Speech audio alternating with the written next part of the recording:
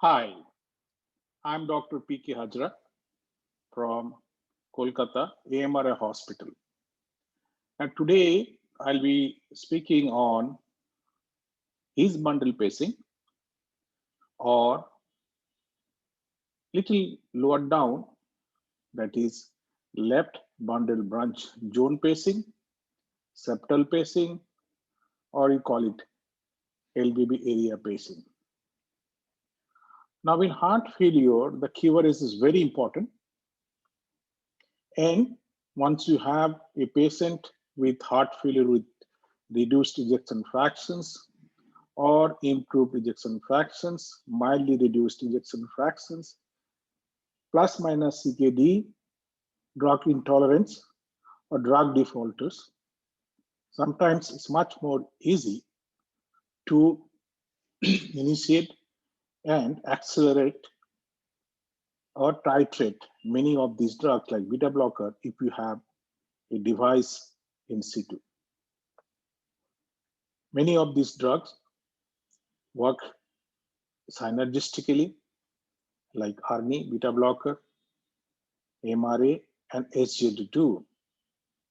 And these are all democratic drugs now. So they may be born unequal, but they have every right to be in the heart failure therapy as a first line of therapy.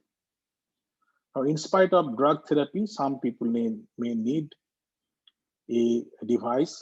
For example, if you have a narrow QRS, heart failure with reduced ejection fractions, MRF, or mildly reduced ejection fractions, perhaps you have to go for Barostim Neo, carotid body stimulations, CCM 25 to 45%, CCM plus transvenous ICD for very poor LV function, CCM plus subcutaneous ICD, or renal denervation and atrial shunts. If you have heart failure with wide LVB like QRS, intraventricular conduction defect, or a QRS which does not suit the CRT, you have to go for his bundle pacing and more data, still not in the guideline, or you have to go for LVB zone pacing. Some people call it septal pacing, LVB pacing, LVB area pacing. So you're pacing below his, and why I have put LVB zone pacing on the top of his bundle, because the threshold in his bundle is unreliable, but you have more data. It's much more difficult to do. The selective, non-selective, left bundle bunch catch may be difficult to understand for people who are just starting their career, but everybody understand the left bundle bunch. And when you penetrate the lead in the septum, you can always understand how much it has gone looking at the QRS. You can go for upgradation of CRTD to hot CRT or lot CRT, putting another additional lead into the septum.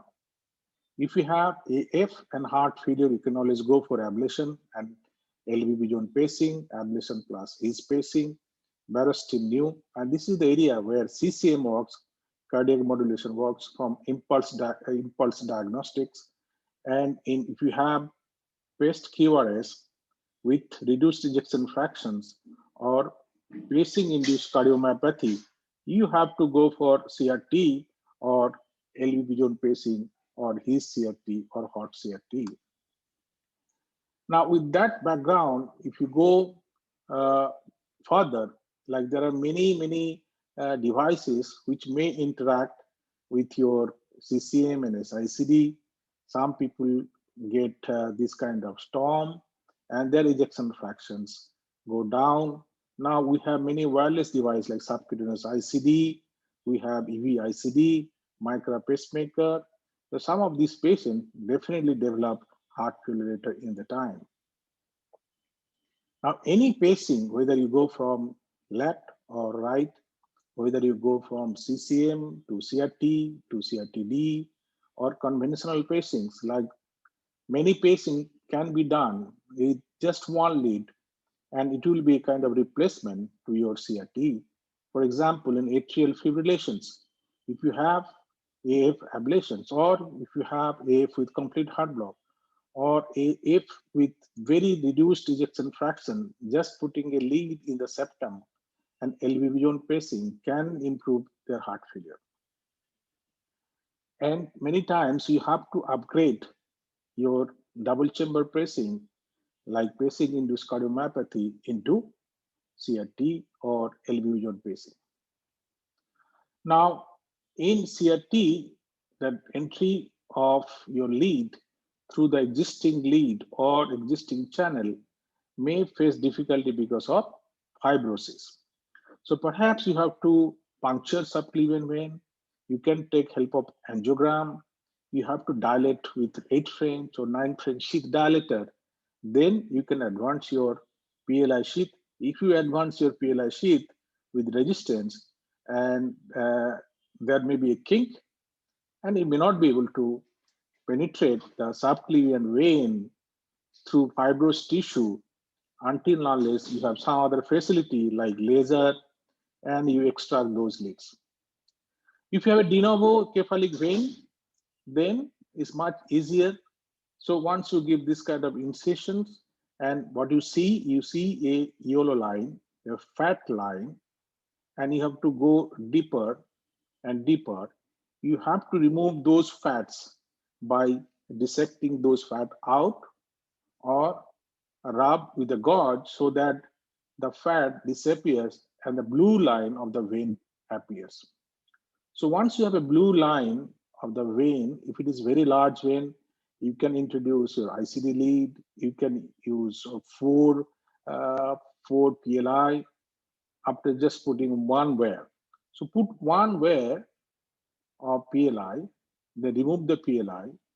Through the sheath of the PLI, you introduce 1, 2, 3, 4 wears, and then you take the PLI out.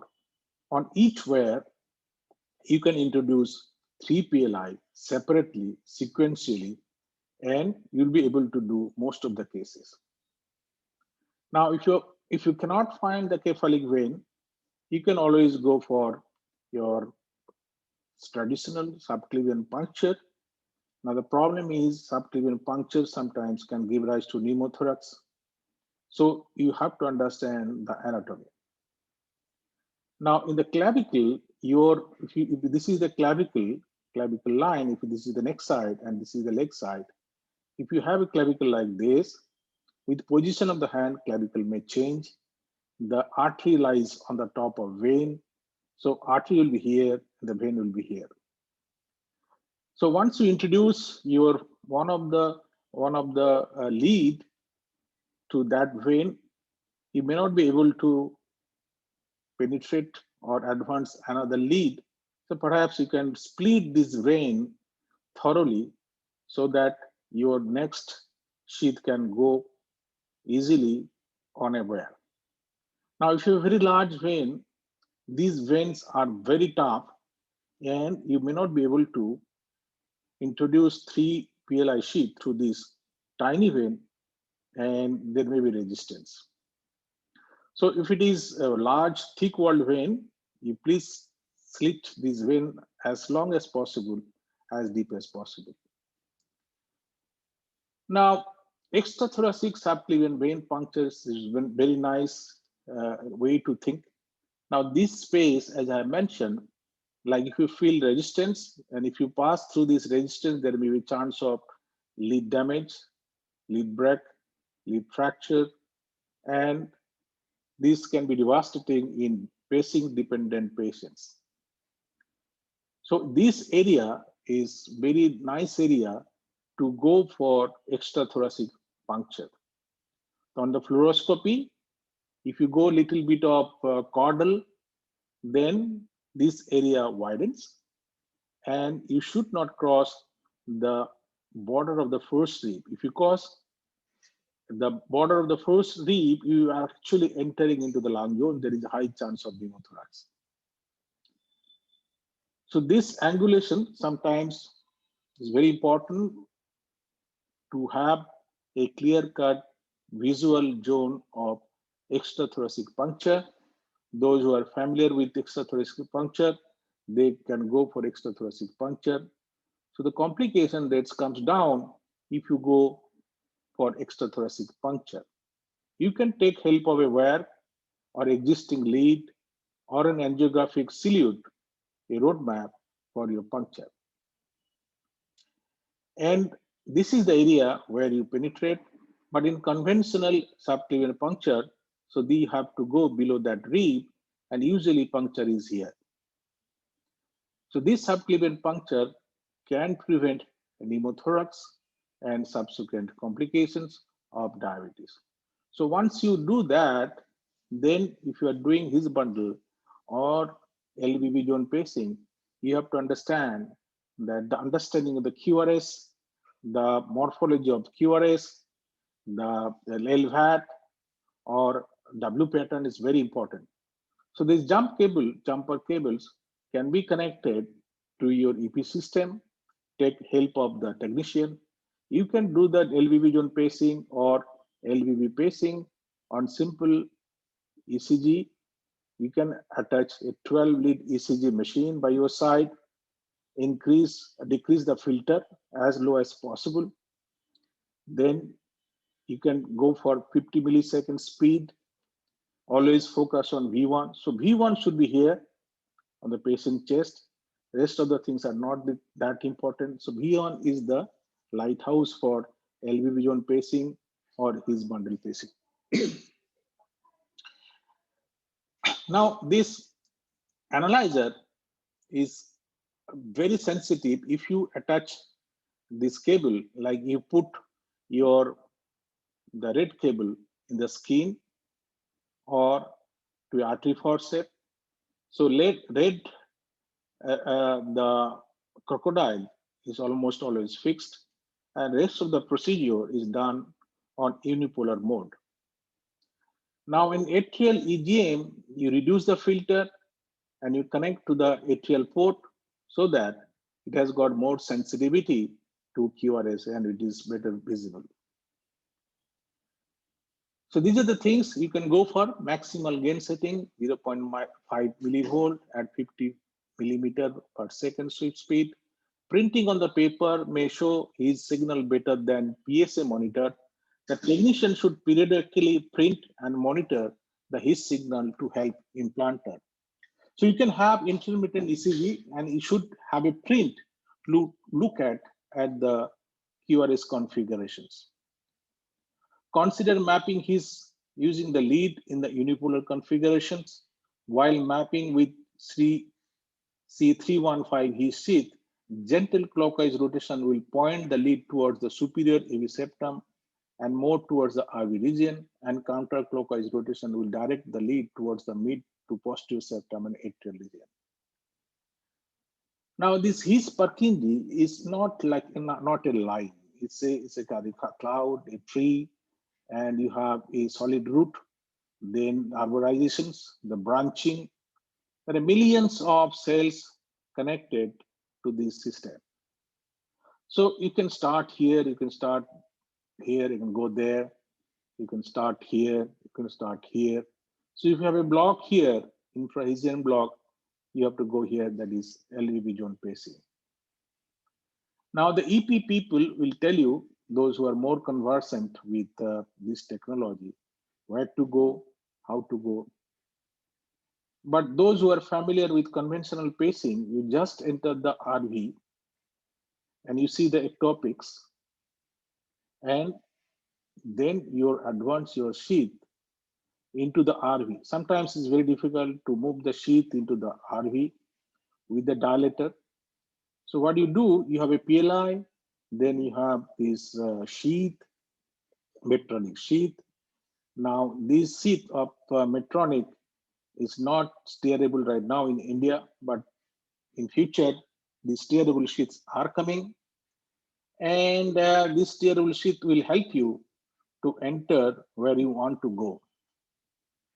Now in AP view, you enter RV, then you can go to LAO. So LAO is the view for his bundle, for LVB zone pacing. But to know the RV, RAO, or AP, or traditional view is very important. Now, pre-existing lead will help you whether you have entered the RV. So for LVV zone pacing, you have to enter RV. So as I saying that LVV zone pacing is much simpler and much easily doable, takes less time, good R wave, good threshold.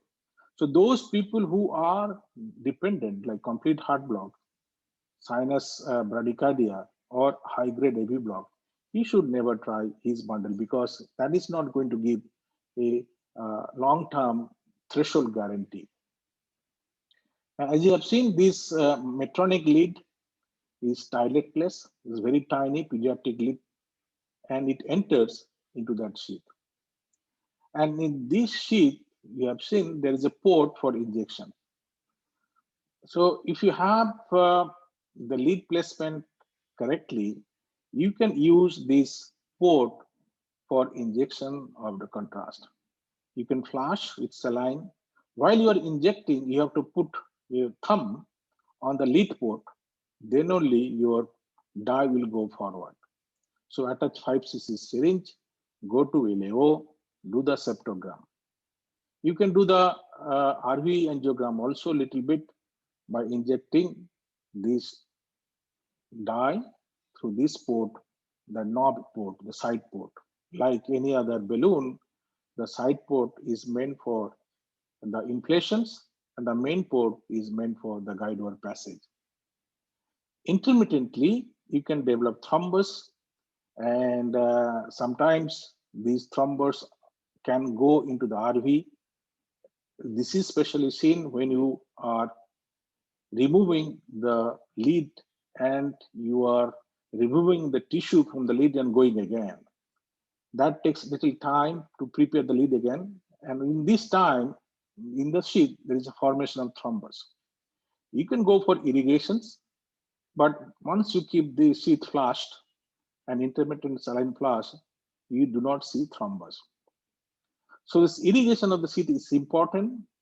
And if you have a very large thrombus, and the helix may not move forward and your turn may not go further and your sheath will move towards the septum and may not be able to implant the lead.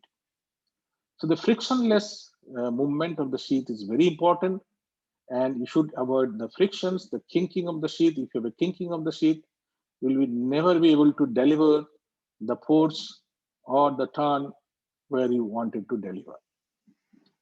Now, if somebody is your assistant, then the curve of the sheath can be maintained in LAO by holding the sheath in one particular positions. So your assistant will hold the sheath and you advance the lead. Once you advance the lead through the sheath is ready for injection. The sheath or the sheath with lead is ready for your implantations. You take little bit this helix out of the sheath and give 1 or 2 turns, or don't give any turn, and you connect to the PSA or the EP. Most of the time you will see some R wave.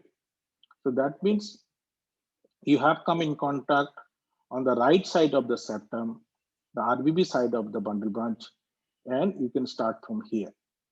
So once you confirm that you have reached the RV, rather than unknown space like IVC, RE, this bundle, the leaflet, coronary sinus is another area where this is very often enter. So be aware of the coronary sinus, and you may see perfect QRS at the mouth of the coronary sinus. And once you inject, you will see that your sheath has entered into the coronary sinus very easily, unlike your conventional CRT sheath. So these tips are very important to understand. Then you prepare the flush or whatever you want this way. So this comes before, and this dilator is gone inside.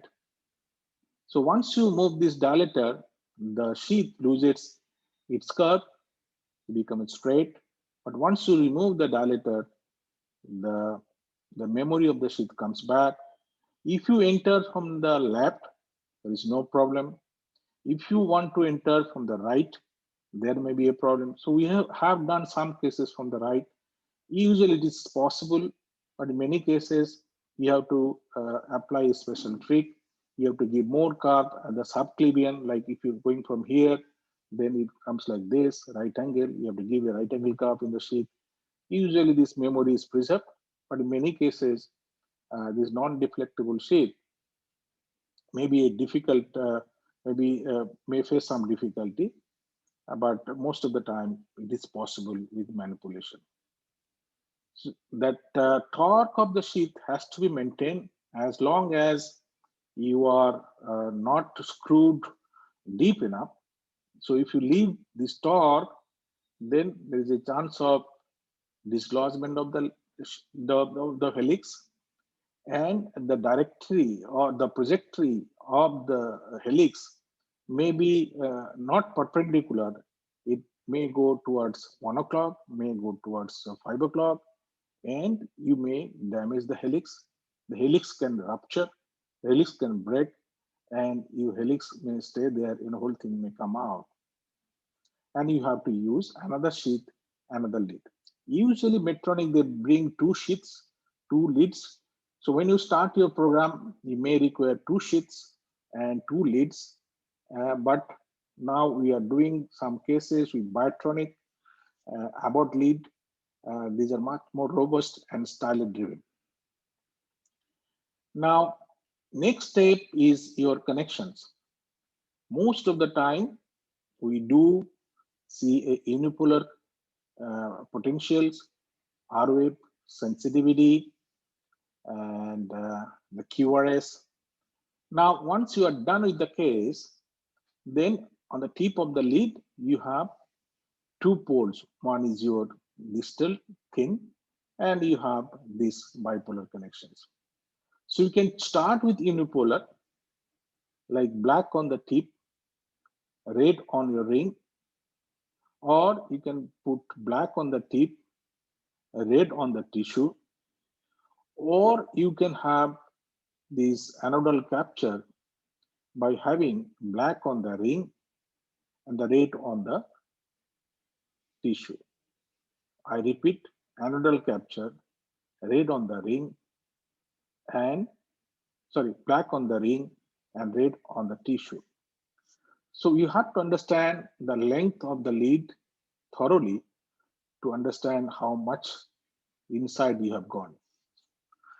Now, some people recommend to penetrate this lead by giving turn, and this turn slowly and gradually will move the lead helix forward with Medtronic lead I'm talking about. Medtronic lead is much more forgiving than your Biotronic or Abbott lead. So in your dry hand, you hold the lead and you hold the lead, and this end holds the torque. Other hand keeps on rotating the Medtronic lead, and you see intermittently through the septal angiogram, how far it has gone. So penetration of the lead is very important. If you just on the RB side, you may be just doing a septal pacing instead of apical pacing. That doesn't serve purpose. And once you going through the fibrous tissue, what will happen? You can give 100 torque, nothing will happen to the lead, but you may not be able to capture the left bundle branch. And most of the time, the torques gives back, like 100 torque you give, there will be rotation of the lead, but once you release, it falls back. And usually what happens, it curls, it becomes folded, and it becomes a loop, multiple loop outside. So that means you have phase resistance at the helix. You can go for compromise. If you get a good threshold, reasonable QRS narrowing, small LVAT, a Q pattern or QR pattern or W pattern, RBB pattern, LBB potential, etc. but many times you have to go for a different location. So untwist, unturn, go anti-clockwise with the lead. And once you remove that lead, you will find this lead has engaged tissue, and you have to remove those tissue, and I'll tell you how to do it. So once you are good in positions and you are good in QRS morphology, and if you really want to achieve a little bit of extra, like you want to go farther, you can always give one or two more turns. So there's repeated checking and clockwise and anti-clockwise. Suppose you have worsened with your impedance, initial impedance go up, then will come back. Now impedance is not that important, but reasonable impedance, the dynamicity of impedance is very important. So that means you're traversing some electrical zone and myocardial tissue. So suppose you have lost the threshold and higher threshold, you can always go few turns anti-clockwise and you can come back. But if you have penetrated the LV septum through and through, it does not produce any complications with Medtronic lead. But since the head of the Biotronic and Abbott lead are larger, there may not be a good anchorage of the lead. So you better you take it out rather than keeping there. You go for a fresh one, fresh positions. So this turning is very important. Sometimes it's quite boring, and the turn in Medtronic is different. This lead is forgiving, as I said. The turn is Biotronic is different. Now, this is Biotronic lead I'm implanting. You see there is a stellate and there is helix. So initially, what you do, you protrude the helix by a rotations with your conventional lead advancement, like when you attach a lead to the RV apex, then a torquer, you use the torque at the tip. Then you make this torque by this green button, you make this lead taut and robust so that it can penetrate. You keep this stylet there as it is. The tip of the stylet will go to the helix. So while you are rotating and manipulating the lead, the stylet may come out. So be careful all the time. The stylet goes in, and you can use this stylet for your PSA and threshold and QRS measurement. So you black thing will go here, red thing will go there in the tissue. You hold it like this. Now this Biotronic sheath is very nice and a different length and different angulation. Most of the time uh, we use these connections. This is for injection, flashing, etc. It's very important. This for the port. When you're introducing with the helix, this white thing is very important. Otherwise, this lead introducer, if you go directly into the sheath, may damage the helix. So use the small white channel for introducing your lead into the sheath and give one turn. Wait for 10 seconds.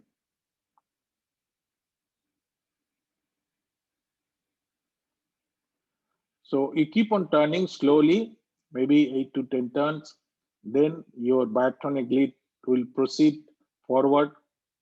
Then ultimately, if you're satisfied, remove this green, this tunnel or this flask, and you check your threshold.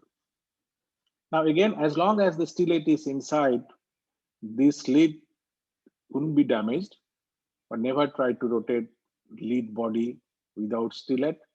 And this stellate is a straight stellate, unlike your Abbott, which is carved. I'll show you how that Abbott his spacing or septal pacing is done. The penetration of the lead may be so good, it can penetrate through and through, and you can reach the LV apex. And the forward pressure or forward force with the Biotronic lead, it's much stronger than your Medtronic lead, much stronger than your Abbott lead. Somebody should hold it. The carb of the sheath should be maintained, but in this case, I'm doing alone. Now, the splitting of the sheath is very important. Those who are familiar with your LV lead, they have a special splitter. And if you are through the PLI should be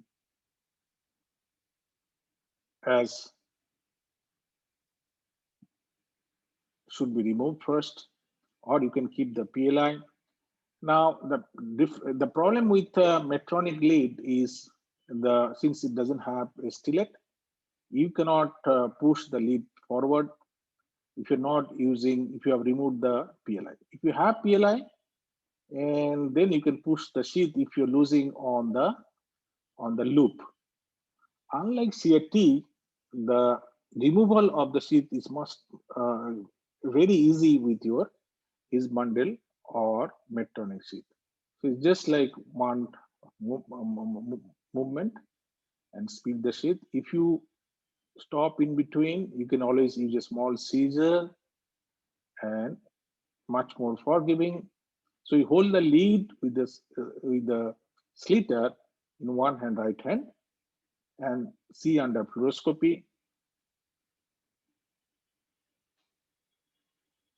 So this removal of the sheath with Medtronic and Biotonic is important.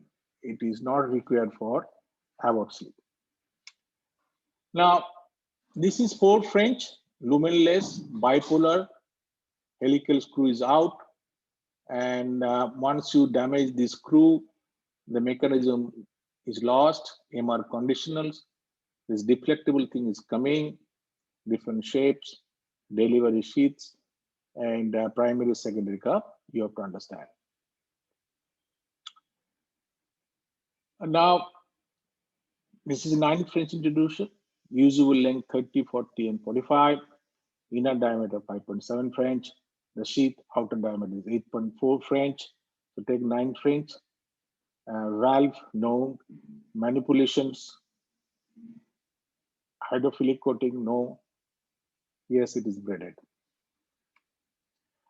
Now, Boston is also coming up, Biotronic Solia S. And so this is the lead Abbott. And this is Agilis sheath. And you have Locator Plus, Easy Locator Plus for Abbott. And it is deflectable. Through this cable, you can attach the EP system. You can go for his mapping, Biotronic lead here, Boston Scientific lead here. And we are more familiar with the Medtronic. So Locator Plus can be compared with Medtronic, with Abbott stillet driven. But I tell you what are the problems with the Abbott stillet driven.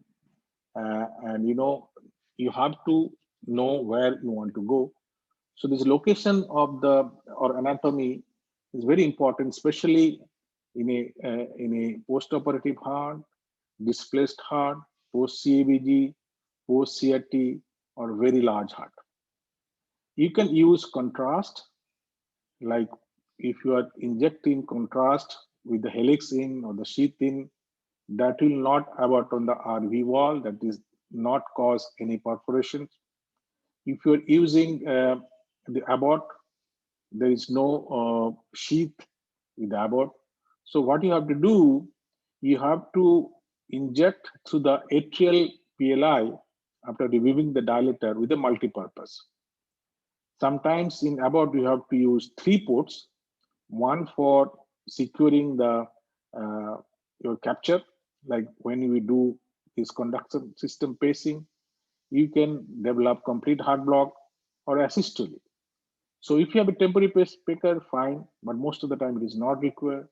So use the atrial lead as a backup, connect it to the PSA for pacing support at lower rate. Use one channel for your Hisbundle or septal pacing, LVV zone pacing. And later on, you can check after reviewing the atrial lead through the multi-purpose again, or you introduce another channel by another puncture, or you start with 3 puncture, 3 sheath, and keep that 3rd channel for multi-purpose injection with a dye, And once you are happy with the position, you can inject the dye in the RV, by which you'll come to know the amount of penetrations and the exact location. Now, this His is a cloud. As I said, His is difficult, and this His threshold is basically ever changing. So dependent patient don't do it. This is very small area, but LBB is a huge area. Never try to go to the apex. To try to remain here. Reaching here is difficult, but going here is much more easy. So around 1 to 3 centimeter below these AV nodal junctions or the trileaflet, your tricuspid annulus, stay away, go to the RO. It'll be here. This is RO. And the third, fourth, fifth is the usual site. And this is a huge area, I would say, electrically. But his bundle, a small zone, coronary sinus here, tricuspid valve here. So 1, 2, 3, central fibrous body. And you come like this, the RBB. This is come like this, LVB. So this knowledge is very important. And in LVB zone pacing, when you come here on the right bundle side or RV side, you'll get certain QRS, which will be different from the apical pacing. So once you have apical pacing, you have the baseline of QRS, measure those in pacemaker dependent patients. So that becomes a template, that becomes a reference for QRS. Then you pace this, you compare the QRS, compare the configuration of QRS, the pattern, the LVAD, etc. Keep on penetrating slowly, slowly, slowly. Once you reach here, there will be sudden loss of resistance with the lead. The lead may not turn anti-clockwise, it will be static, and there's sudden loss of force, and it should not move further. You may gain, you may lose threshold. If you have lost threshold, come back. If you have gained, stay there. As I said, this is a wide area, and you can stay here, go there. It's impossible to understand anatomically where you have gone, but it is possible only by injecting the penetrations and the mapping. So his cloud is for the his bundle pacing, but again, I'm not talking about his bundle today. We're talking about these septal pacing. His bundle is 20 millimeter long, 4 millimeter wide, but left bundle is quite long, quite wide, and quite voluminous. So here, if you are here, it can be here, it can be here, it can be here. Like one, you're in the middle of the septum, you're in the myocardium, you get a high threshold. If you increase the threshold or the pulse width to 1 millisecond, like what you do in his bundle, 1 millisecond pulse width, unlike 0.4, out here you may get capture, but you may not get QRS narrowing. 2 is non-selective LVVP, 3 is selective LVVP, 4 is RV septum. So understanding this his is very important. Pleural location, sometimes if you have a valve, like medial end of the MAC, medial end of your MBR, or a TAVR or aortic valve ring, can guide you where the exact location of his bundle. You can get, if you get more A, you are more towards the atria. If you get more V, you are more towards the RV. So sometimes while you are attempting left bundle zone pacing, actually by accident, by God's grace, you may enter his bundle. If I get good threshold, less than 1, sometimes I keep it. But if it is not stable, now in his bundle, when you are removing the sheath, you take extra care. There should not be an extra lag, and slack can dislodge the sheath. But whereas in septal or LV zone pacing, that problem is never seen. So if you have penetrated good enough, the lead dislodgement or revision of the lead will be very minimal. Now, how to optimize this therapy, LV zone pacing? Pacing proximally, just immediately you can see different deflections.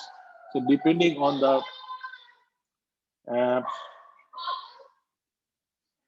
and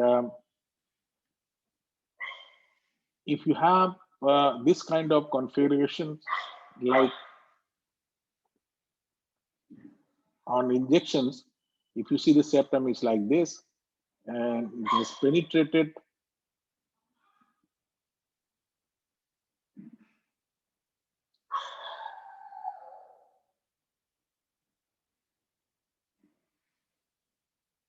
it has penetrated the septum thoroughly, nicely at 90 degree, and this lead helix look towards the spine.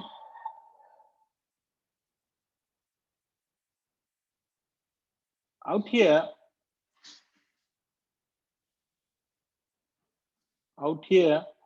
you see this potential, and this his bundle potential you can see. And now on the anatomy, like in autopsy, as I shown, this is huge area, left bundle branch zone, and this is membranous septum, RB apex. You cannot produce any pericardial tamponade by putting a lead to the septum, but you can if you put in the RB apex. So there is different flow chart available. Your stimulated LVAD should be small, like less than 70. There should be QR pattern. You have to understand how to program these things. Now, as I've said, this AV node, and this is not a one-directional or one-dimensional thing. This is three-dimensional thing. You have wide area of electrical penetrations. Now look at this lead. This Medtronic lead, the helix is 1.8 millimeter. From there, there is a wide zone. So this penetrates into the septum. Then the ring electrode, which is 3.8 millimeter. So from here to here, if you have captured the anode, you are almost 13 millimeter inside, at least 10 millimeter. So if you have prior information about the septal thickness, like if it is 0.8 or 1 centimeter, you have to go full length to reach on the other side. But sometimes going halfway way, you can capture the left bundle branch. Now this dead space, I do not know why it is there. In future model or future development, this area should be as minimum as possible, as short as possible. Then visually, it will be much more easy to penetrate. Now in the biotonic lead, the helix and this ring little different. So I'm showing some pictures, anatomical and histopathological. This he is basically very dense. The area is very small, and that's why the area of play is very small. But look at the septum, the tissue, connective tissue, it's very, very wide. So if you're not able to achieve what you're going to achieve here, you can move up or you move down. There's no point going to the apex because the apex here is much more area to penetrate, and you do not know you can produce some pericardial tamponade. Sometimes people have kept one his bundle lead there, and that is a reference lighthouse, and they have moved 1 to 3 centimeter below his lead to capture the septum. Now, left bundle recruitment is very important. So if you go from H, like there is a definite zone where you get a HB. If you have HB prolonged, that means there's some block down and you get certain QRS. Now, in certain situations, you can get this fused deep septal left bundle branch pressing, and we call it the hot CRT, where you can have this one lead in the coronary sinus, another lead in your septum, or another lead in the his bundle. So depending on your QRS, you can go for algorithmic approach. But as I said, LVB zone pacing, LVB area pacing is very easy to do. You get good ROA, lead stability, and good threshold. So this is a Medtronic lead case, and you see the penetration. We don't get scared after seeing this. This is almost to the other side, and you have this on RAO, very separate. So 15 turns made it possible to catch the LVB. So watch carefully. It is basically horizontal, and this is RAO. So in LAO, the lead should look 3 o'clock, and while you are penetrating, it should be between 1 to 2 o'clock or 2:30, max to max 3 o'clock. Never try at 12 o'clock or at 5 o'clock. So this is the area where you can go. Now, if you see the LVB, then once you penetrate, your QRS becomes narrower, you get QR, and this narrows down. You have to do ECG intermittently.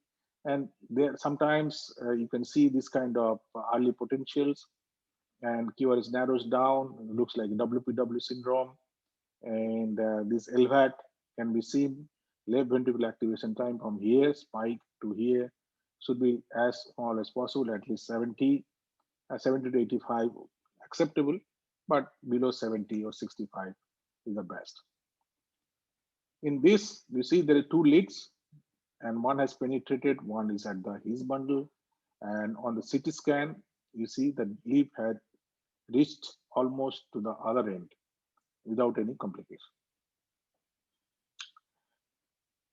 In the conduction system, as I said, it's not one wire like your electrical cable in your house. There are many millions of cells and many trabeculae-like thing of the left bundle branch, and you can go anywhere. If you penetrate this branch, there may be some damage in the future of the conduction system. Patient may become totally dependent on your pacing. Sometimes the asystole reverts back, sometimes they do not. So be careful about your threshold and the lead anchorage. I'm showing different pictures with different pictorial to make you understand that this is traditional. This is again traditional septal pacing with some curve from different manufacturer previously we used to do, but we are talking about this area. We're talking about proximal LAB capture. We're talking about his capture. Now, on X-ray or in mapping, you can see this kind of movement gradually, slowly towards other side, and be happy that sometimes it may go like this, like a distal drill. This tissue is not important, but once you remove your lead, you will see a lot of tissue. The torque actually build ups like this way, and do not get scared. Once you release the torque, it dissipates, and sometimes you face entanglement, your lead kinks, the sheath moves forward. This is not the ideal side, and you should go for a different side. And there's a lot of fibrosis here. And once you penetrate, you go in different in animal model. If you produce this kind of small holes, it is forgiving, but usually it's not required. Now, this is another very important, as Ullas has mentioned in his Twitter. You can catch as big as this basal biopsy from the septum. Now, take out the lead, take a 20 cc syringe, small insulin needle. Be careful because if you do not tighten the needle in your 20 cc syringe or 50 cc saline syringe, once you inject the saline, the needle can suddenly eject from the syringe and can injure a finger. So be careful because you are projecting this needle towards your finger. Hold the helix here. So the jet of the needle saline will flash away, and don't use any seizure kind of thing. Use that same needle and you cut this muscle in small pieces, and you just keep your index finger there underneath the helix, and small pieces. It becomes very fibrous once you remove those bloods and cells. Sometimes you have to pull in your finger, but once you have cleaned, then only you can go again. And this may be one of the reason why you are not able to catch or getting a good threshold. Now this, while doing this, your helix may be damaged. Then inspect it nicely. If you have a doubt, use another one. So this is important, as I mentioned, steroid. And now while doing repeated manipulations, you lose this steroid coating, and the long term may be a problem. This biotonic lead, this 40, 55, and 65, three curves, three lengths, 32, 39, and 42. I use only 42 most of the time, Selectra. And you have a sap diameter of 7.3 French, sap diameter is out of 8.7 French, working length this, proximal radius 40 millimeter, 55 millimeter, and 65 millimeter. So each lead is different. And now you see this is the helix, then this is the sheath. This pacing is done here, unipolar, or you get good penetrations, both this and this. So if you have a capture from this, anodal capture, that means you have touched the right side of the septum, and definitely this length of your lead is on the other side. The Abbott system, Agilis Hispro, again, it has come to India, and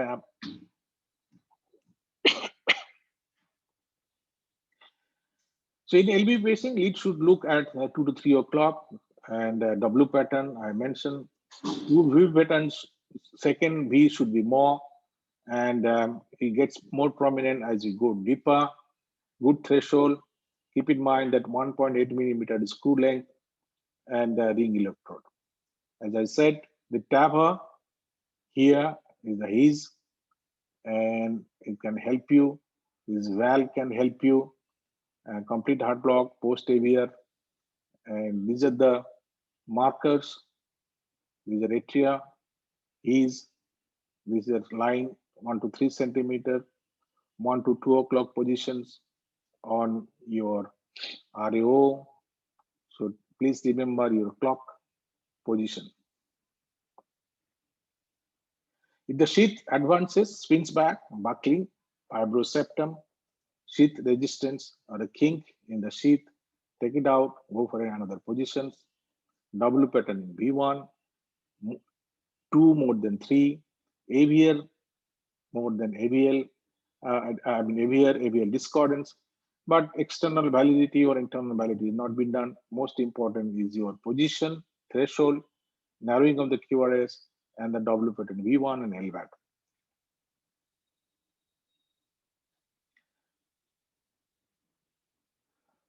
So if you penetrate from right to left, if you go here, you get fixation bits.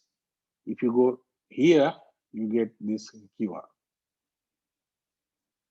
Again, from right to left, here, this lead, there is a comparison between stylet driven lead and lumenless Medtronic lead. This is 14, this is 14.8, this 1.8, 1.8, 9, 10 millimeter here, and 3 millimeter with your Biotronic, and this one is 3.8 with Medtronic. And you can also go for a 2-lead CRTD or with VDD, TX, Biotronic.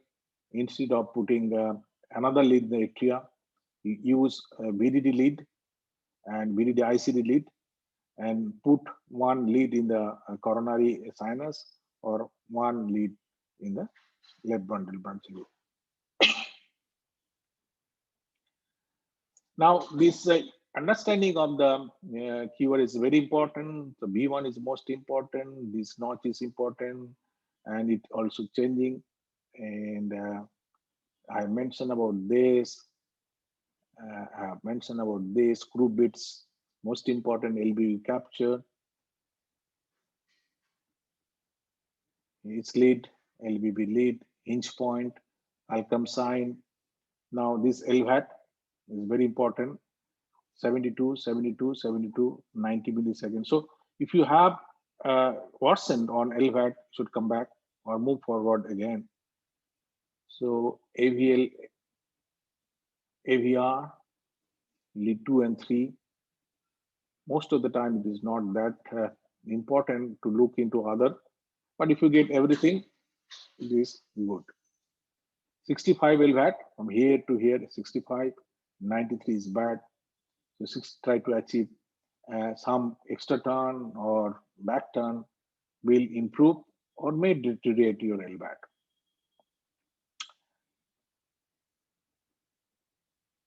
So here is the case.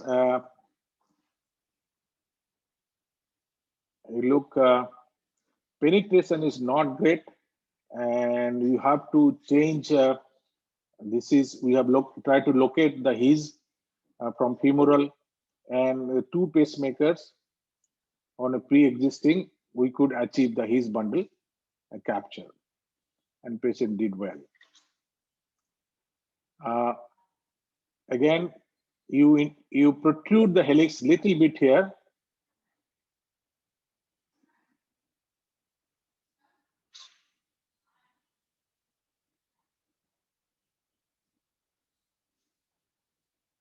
Small turn. Stay as close as possible. Inject. Screw in LAO, small injection. 1 o'clock.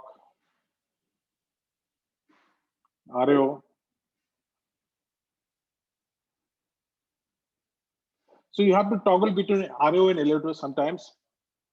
We are removing the sheath so that it takes shape.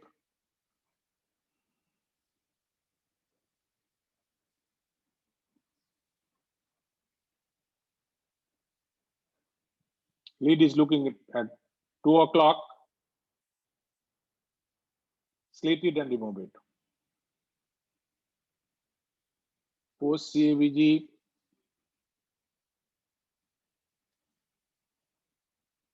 Small RV.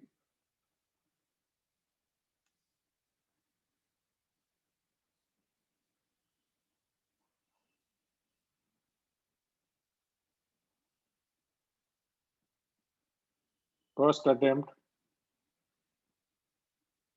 Second attempt. Coronary sinus.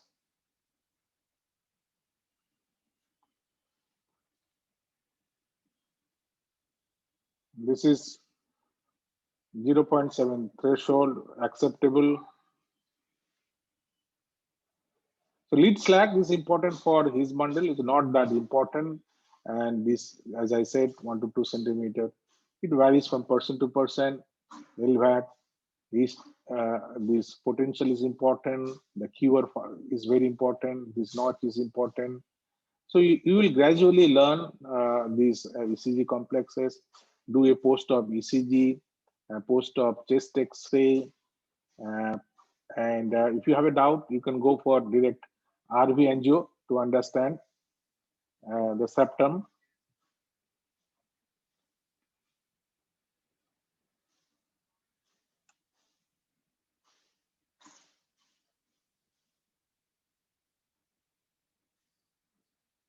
First attempt, septogram.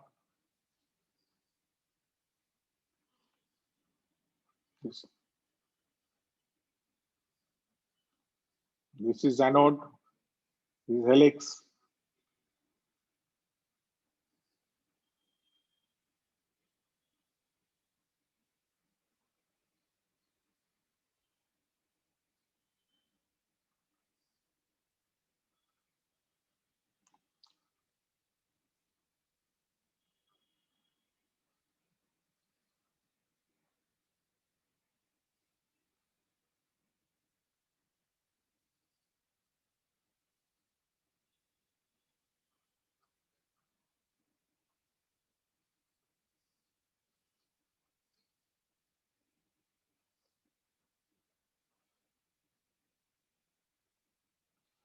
Sometimes you get this kind of funny thing, myocardial blast.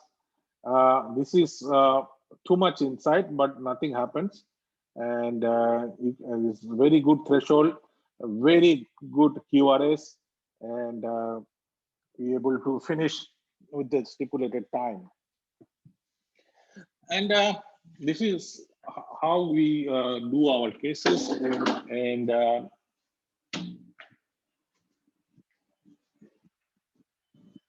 this is another case.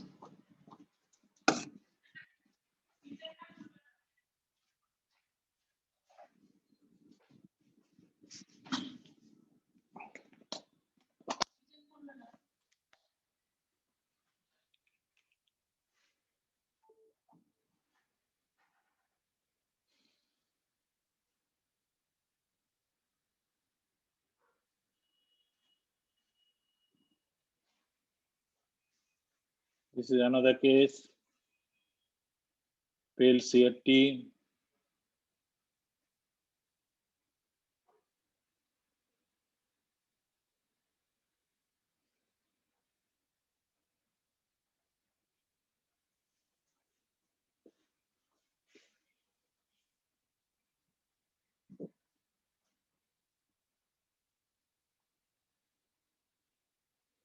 So this coronary sinus times.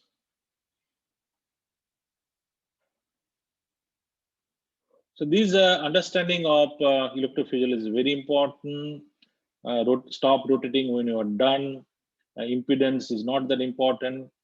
Going and up and down with the RSH pattern, LVB potential, and this understanding is very important. So gradually you learn, and gradually you do better than what you have done previously. And VDD CRT lead. So this is basically a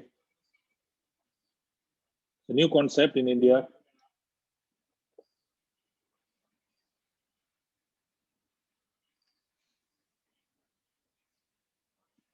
Atrial leadless biotronic system.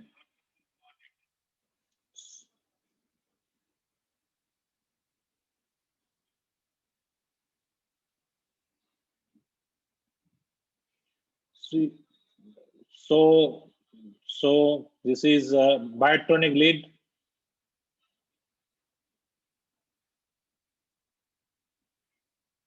Again, biotronic lead, good penetration.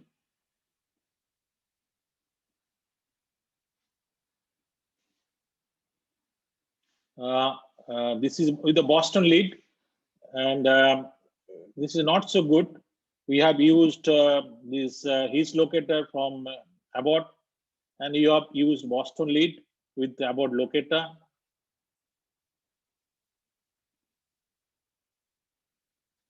So programming is important, and pacing polarity, unipolar, voltage, and the MVP should be off, and so on and so forth.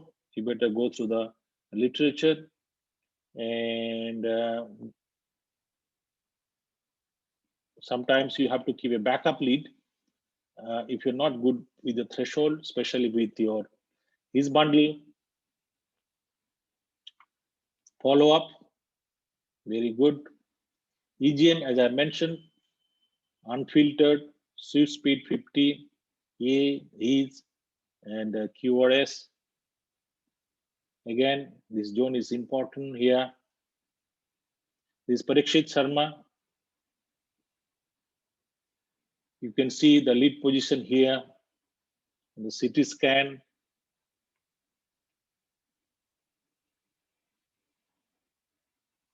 So perfect landing is important, and sometimes in 99% cases we'll be able to reach there, the LVB zone. And with that, I would like to thank you for your kind attention.